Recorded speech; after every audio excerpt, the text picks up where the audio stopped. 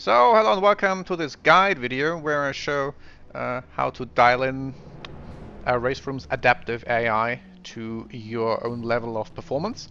So first of all, if you're unaware, what is this adaptive AI feature? So this comes into play when you do races against the AI, because normally what you have in Sims, and RaceRoom has this as well, so it sets the relative performance level to an arbitrary baseline, so whether it's 100, 105 or 90, so that sort of matches your pace, that you don't run away with the race, but also that you are not hopelessly behind or fighting among the back of the field. And this of course sort of changes with the different cars, different tracks, so where the AI is better or where you are better. And what adaptive AI does is once you've dialed it in, that it adjusts the level of performance of the AI to your performance, and that works out very nicely over an AI championship. And so if you want to see this in action, so both the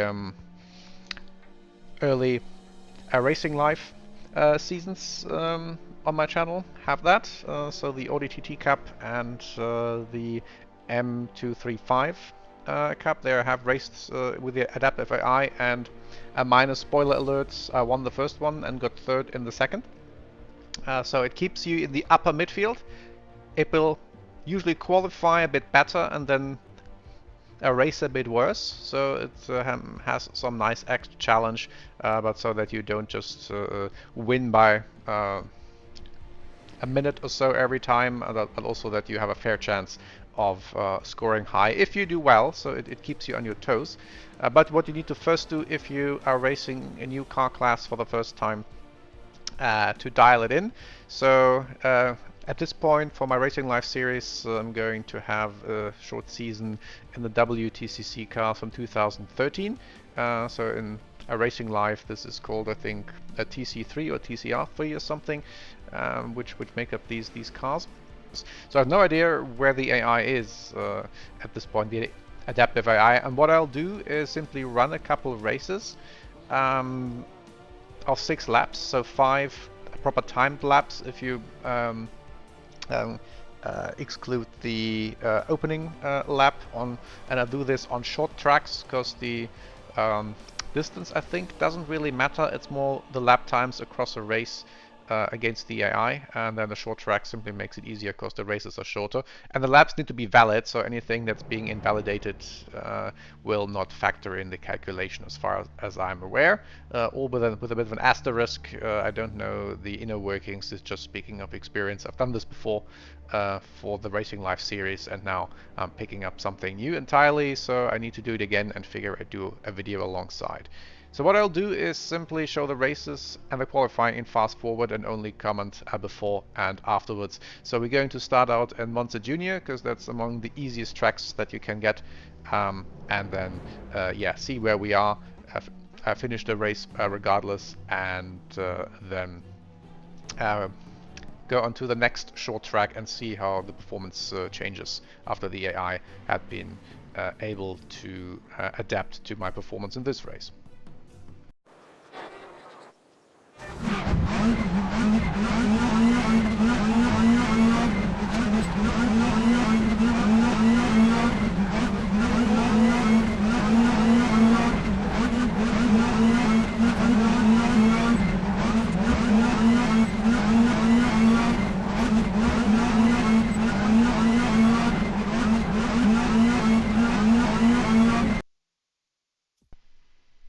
So obviously I'm way slower than the AI, but at the same time this is a very easy track, and so yeah, this is obviously not well adjusted. So our sole purpose here for this race is simply to be last, to drive the normal pace, and to have every lap being valid, so that the AI can then use all my laps then to adjust the performance for the next race.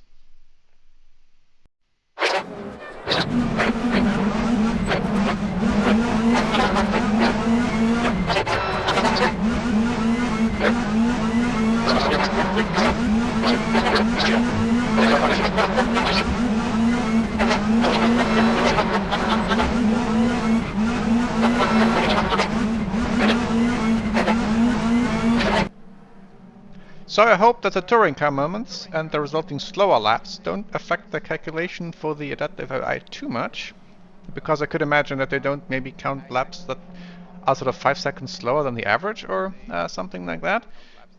But as you can see, my fastest lap is still considerably slower than the AI fastest lap.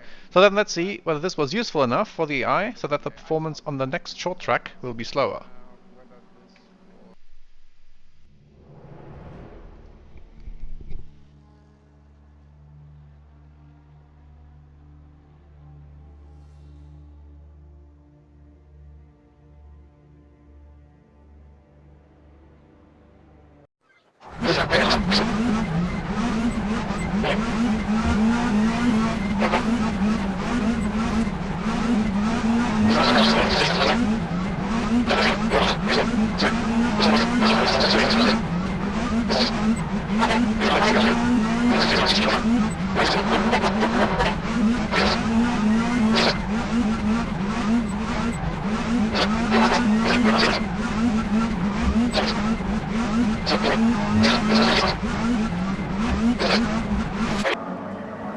So we see a clear improvement, so only on a bit of a longer track, less than a second behind the second last, and I think also towards the end I ran into hot tire issues. But yeah, these nuances don't really matter here. It's more about getting the ballpark right, and then everything will sort itself out if you play a longer championship against the adaptive AI.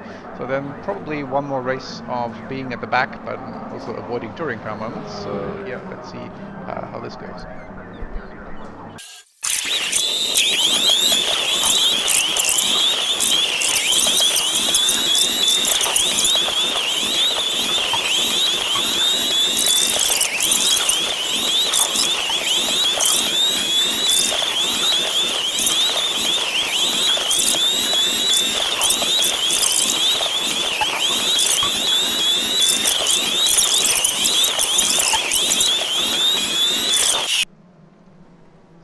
So here we see two things.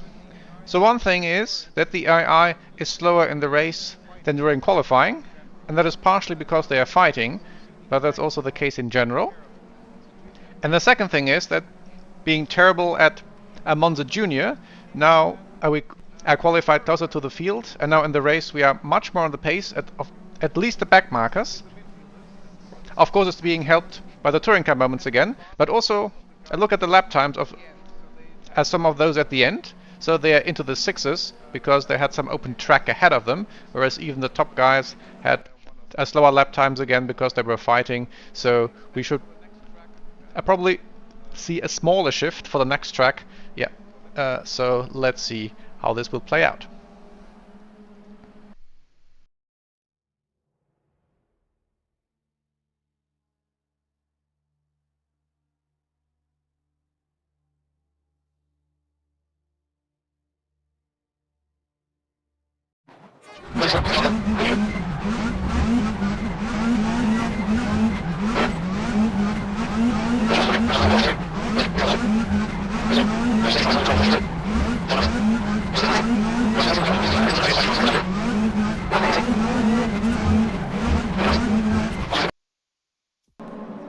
So we see similar gaps here, actually a bit worse, but that's me being part of the problem, because Brands Hatch has always been my skill issue. So that's another useful thing you can do. Pick a track where you're not particularly good at, and use that then to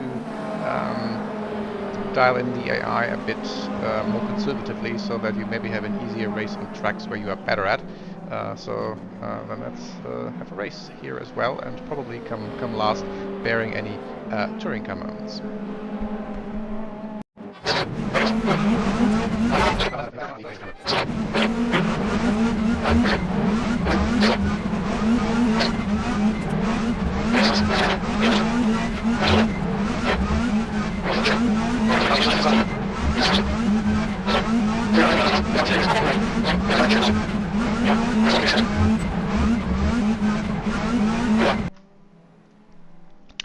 So I hope this was bad enough, in air quotes, with the fastest lap being 1 second slower than everyone else, so that on the next track they won't be as fast again, and I will have an easier time qualifying well. One thing that that may have helped here is that the laps were all in a narrower window, so that may be another factor in the calculation, but yeah, let's see what happens in the next race.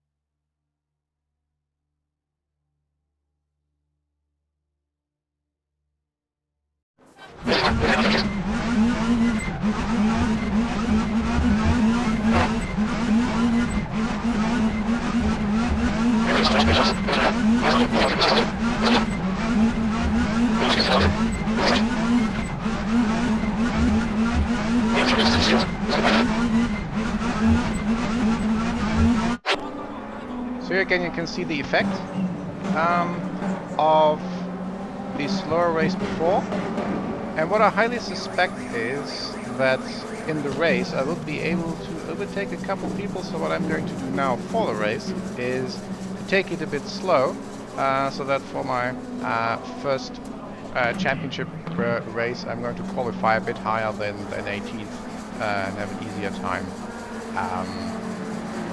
advancing and scoring a good result. But that's then, yeah, basically up to you how you want to set up things, whether it will be an easy or a more difficult first actual championship race. But yeah, let's do this as a final test race, I suspect.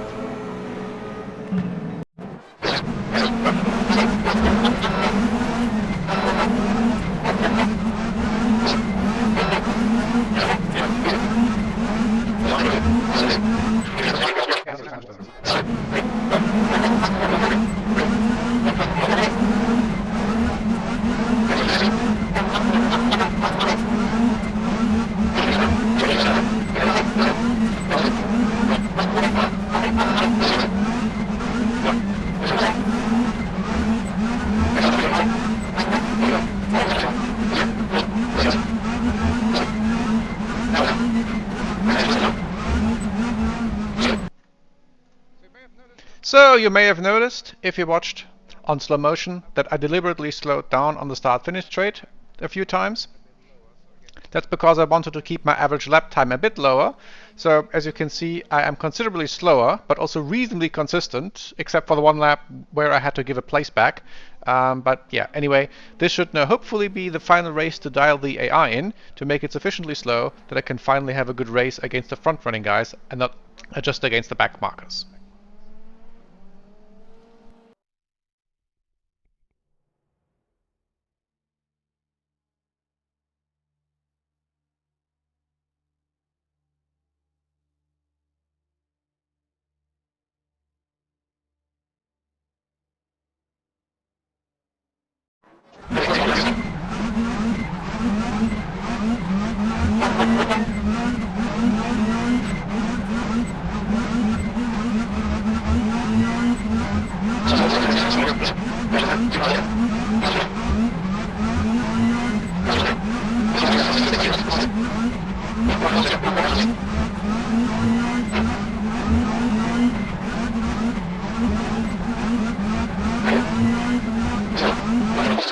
So weirdly, Hockenheim hasn't really worked. So I'm actually a drop back in relative terms on the proper track. So I guess it's one more race at the back, and then let's see then for the next race what the effect will be.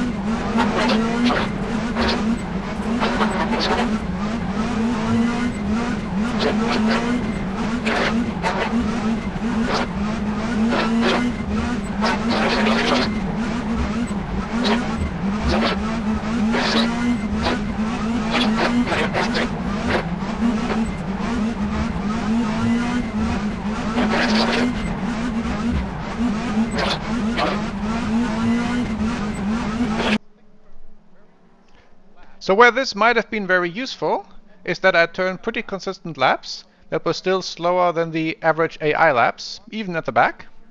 So the top guys are in the high 31s and those at the back in the low 32s. And yeah, for me, every lap was like that into the 33s. So then that's what happens with the next track, whether this will do the trick.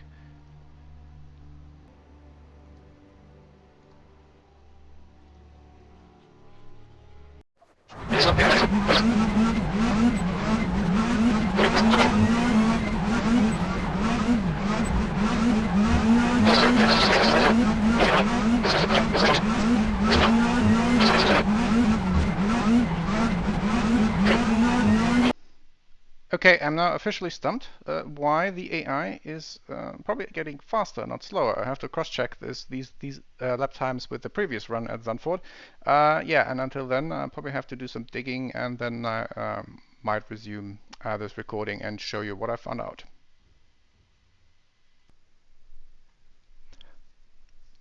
Okay, so I took a bit of a break, and what we're going to do now is try Monza Junior again and see where we're at, so to take a comparison to the first race.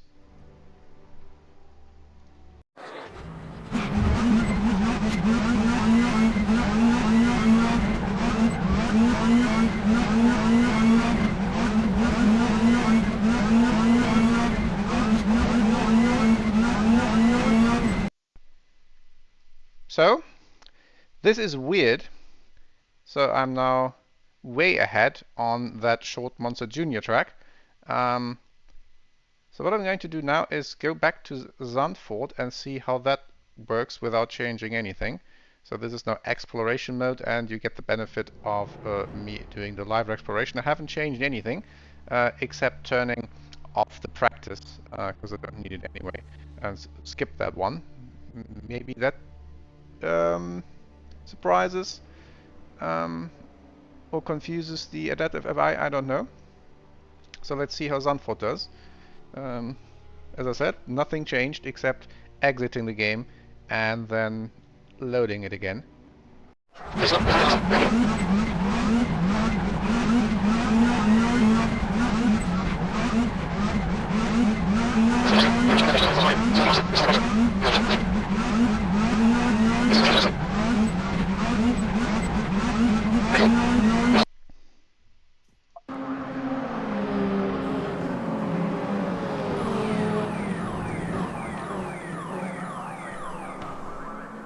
Okay, so maybe Monza Junior is just weird, and this is more realistic.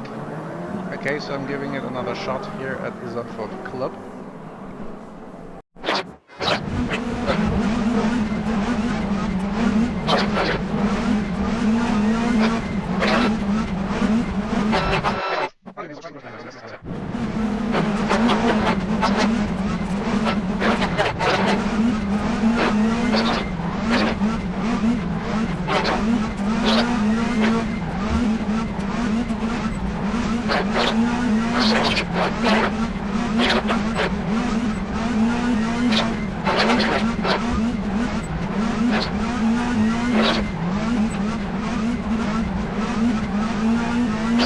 So this was closer. So something's working. My worst expectations now would be the AI is improving again for the next track. Silverstone National.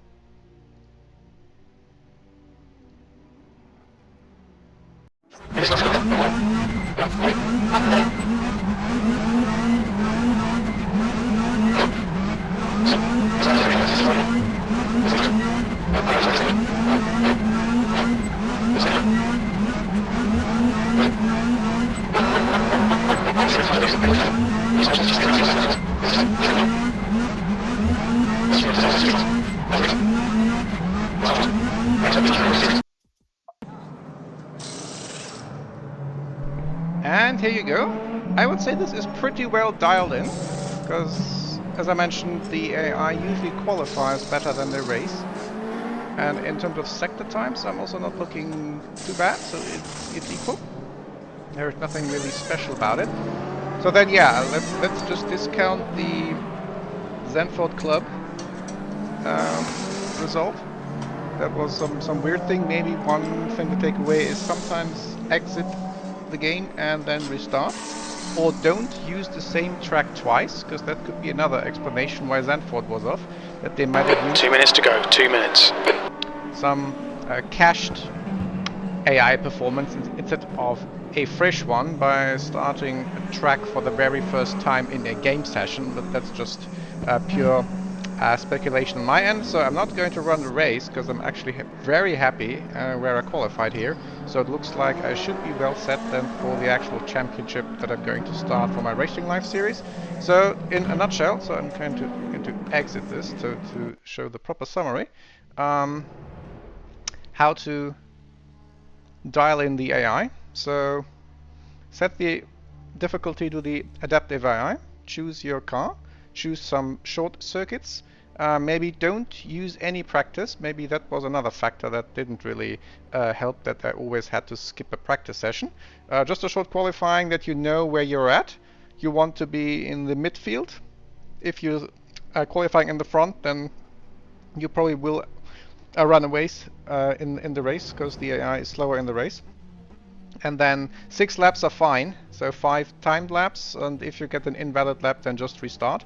And then if you do this long enough, and as you see, even with some weird quirks, it shouldn't take too long, and then once you qualify like this in the midfield on one of the short tracks, then you should be well set, and so that you have a balanced championship, and then the AI stays with you, and as you get better with the cars, maybe if you find some setup settings that makes the car faster, then you have one for quicker race, and then by the next race the AI has caught up, and then it will even out over the course of a championship season. So I hope this was useful, was interesting, maybe not too confusing with the ups and downs in the middle, and then the sort of break after the ominous Zandvoort Club run. And you let me know in the comments what your experiences are with dialing in the RaceRoom AI. And I hope you all have now even better races and championship seasons against the AI in RaceRoom. Thank you.